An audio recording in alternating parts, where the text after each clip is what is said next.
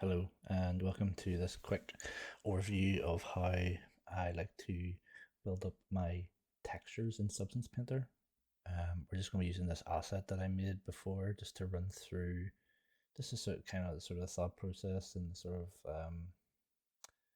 yeah, just the kind of pipeline that I like to go through. So I'm just going to start by changing the environment map to Studio Tomoko. Tomoko, that's probably the best one. It looks the nicest. And then look for the I was looking for the ambient occlusion intensity, but I couldn't find it for some reason. I was struggling to find it, even though it was right in front of my eyes. Um, I'm still looking. There we go, just up the top there. Still, yep, there we go. So yeah, and I'm like to turn that up as well. Oh, there's a few issues here, but just turn up the specular quality to very high as well, just to get the best sort of looking metals.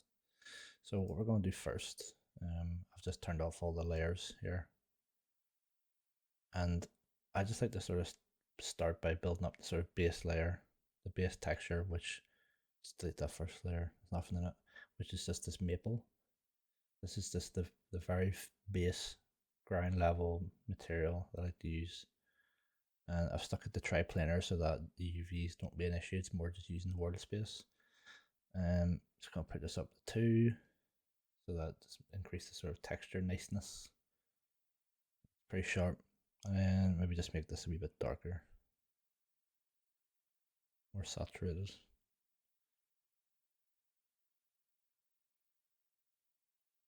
So you can see this is just the sort of very base layer, and we're going to build upon that. So next up, I have these layers for wood and like rotten wood. So as you can see, this sort of adds that sort of more aged look to the bot. And try and combine these different elements of them just sort of add sort of a bit of definition to it, a bit of depth to the model.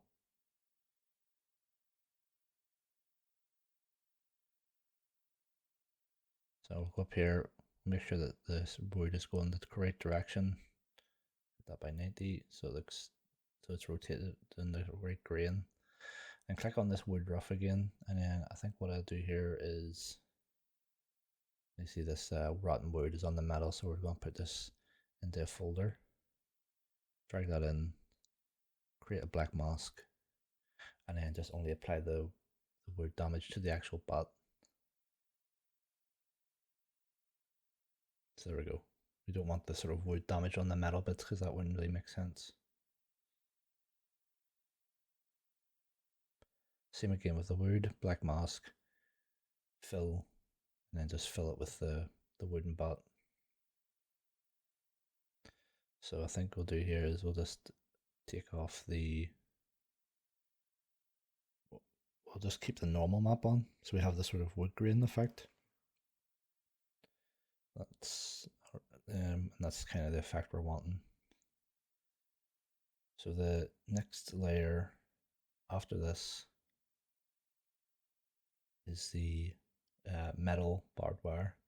So we're going to start off with this sort of rusty steel look, and already it looks pretty decent. It's a smart material already has like a bit of damage and roughness, sort of dirt and damage on it already, but we can push that a bit further because we want it to look a bit more grungy. So this next layer will be sort of like a rust layer because we want this bot to give the impression that it's quite old and it's been through a lot. And this layer here, so we'll start with this is the rust layer. So you just add this in with the mask, rust fine, and then use the mask here. It's probably like a grunge mask, and we can control how much grunge we want by just turning up and down the balance. I'll just turn down the texture quality here because it's lagging a bit. So you can see when I change the balance, it sort of increases or decreases the amount of rust. We want loads of rust because we want this to make it look, want this spot to look dangerous. And we'll turn up the contrast a bit. It's how sharp you want it to look.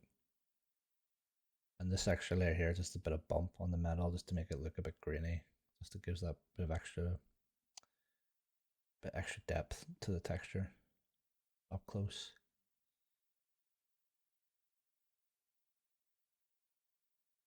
can see here the sort of the rust all around, sort of in the cavities of the model, which is nice.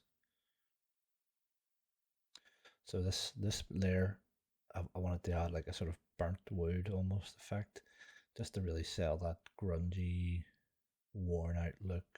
This bat has been used for years, seen many fights, so it's got a lot of damage to it. You see here the sort of effect these masks have on it, and they're really cool. You know, add a lot of detail to them, to your texture. The fun part is they're all sort of procedural, so you can just play around them and get them exactly how you want them to look. This layer I introduced like scratches. I just wanted to add in some sort of storytelling here that show how much the bat has been worn down. So you can see here the sort of light scratches on the wood. You have to think about how this wood was used and how the bat was used. Looking at the roughness here, we can, you want to have a really varied roughness map, and this is looking pretty good. You want varied roughness because it'll have different reflections when the light shined on it, and that sort of adds to the realism. This layer is just a simple ambient occlusion layer, but it really adds a lot of depth to the contact areas of the metal barbed wires and the bat. I like to use it a lot. Just by creating a color layer with the ambient occlusion set to multiply, you can create that sort of darker shadows.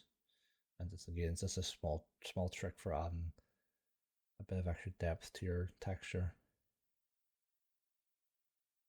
This layer, this red layer, I wanted to add like a blood layer, dried in blood, just to add to the storytelling of the weapon. I think maybe you'll add some more just to see what it could look like on the paint layer. So sort of use the heavy sponge. It's a bit cartoony looking, so just make it a bit darker.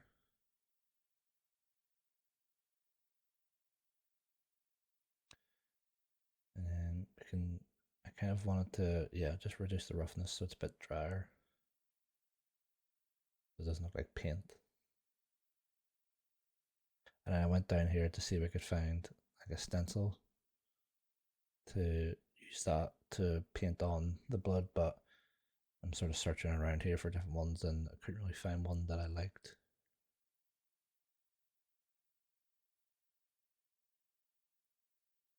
So I didn't really like that one, and I went trying to find a different one, but that's too subtle for blood.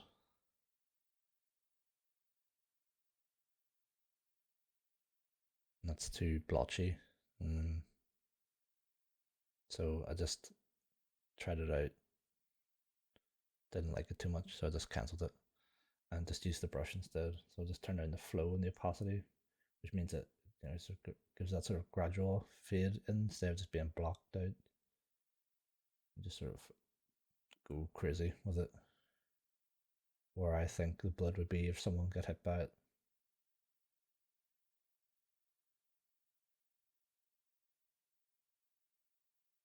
Maybe that's overkill, but it's a bit of fun. We can hit X here to remove parts of the mask.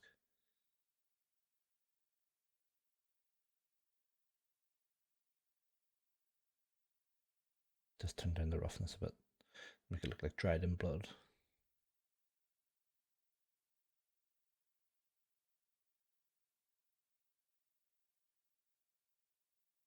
That looks pretty cool.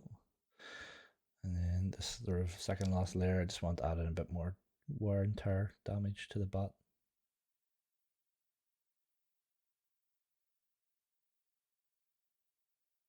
This bat has been through a lot of damage. Came out the other side. There's a bit of a seam there that could have been fixed by adding a triplanar material, but it's not really an issue. This last layer is just a bit of storytelling I added at the bottom, sort of like a tally mark for how many people it's maybe went through. It's nice to add these sort of storytelling elements to your prop. You can just give it that a bit of extra believability that you're selling a story here. So it's nice to have these little extra details in them. I'll just change the color of this so it's a bit more visible. And that's it. That's an overview of how I build up texture and rust and damage on a particular model. It's nothing too secret. It's pretty like straightforward. You just have to, like most art, you just build up from small to small sort of base layers and add things onto it, and from that you can create something that looks really good. I was really proud of this prop when I created it. It's still a favorite model of mine. I'm just sort of playing about with the post processing here and the lighting and the shadows, is because it looks really nice inside the Substance Painter renderer. So yeah, that's a sort of quick overview. Hope you enjoyed the video. If you ever have any questions about the process, just feel free to ask me. So thank you.